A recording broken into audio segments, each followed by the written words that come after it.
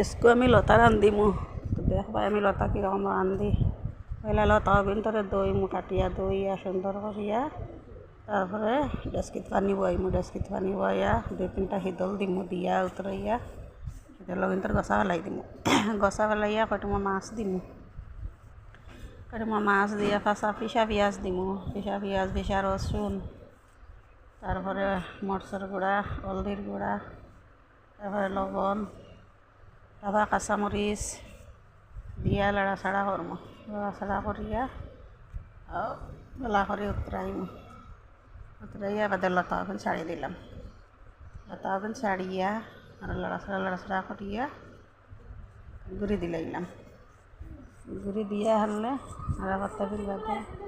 লাড়াছাড়া করিয়া তো পানি ওগুন শুকাইয়া ওদের নামাই লইলাম নামানির বাদে আমার হয়ে গেল লতা তরকারি শুটকি দিয়া মাছ দিয়া